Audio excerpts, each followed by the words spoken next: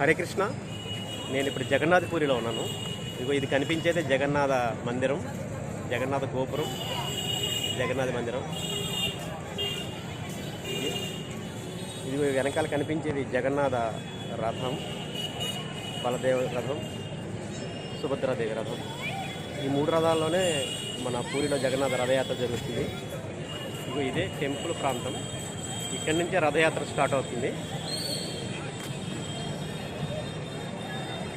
ఇది జగన్నాథ స్వామి రథాలు. ఇక్కడి నుంచే భక్త సందోహం రథాలతో ప్రారంభమై విశాలంగా కనిపించే వీధుల్లో రథయాత్ర కొనసాగుతుంది.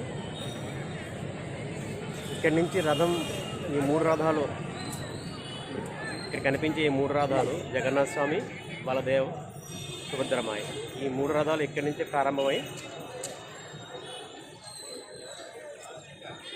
ఈ విశాలమైన వీధుల గుండా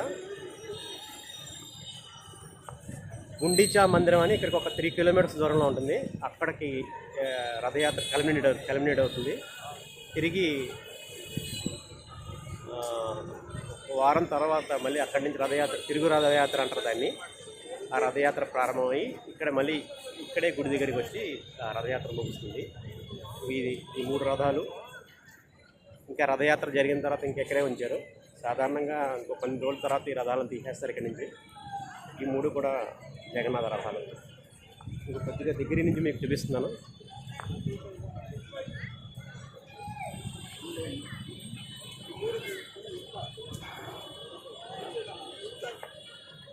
ఈ మధ్యలో ఉన్నది జగన్నాథ స్వామి రథం, ఈ పక్కన బలదేవ్, సుభద్రమాయి, ఈ మూడు రథాలు. జై జగన్నాథ్, జై జగన్నాథ్, జై బలదేవ్, జై సుభద్రమాయి. ఇగో ఈ వెనకాల కనిపించేదే జగన్నాథ స్వామి శిఖరం.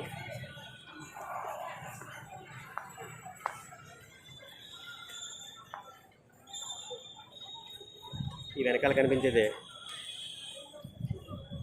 జగన్నాథ శిఖరం.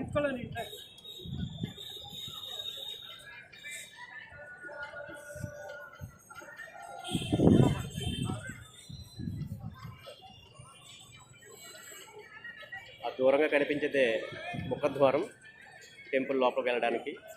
హరే కృష్ణ, జై జగన్నాథ్, జై బలరామ్.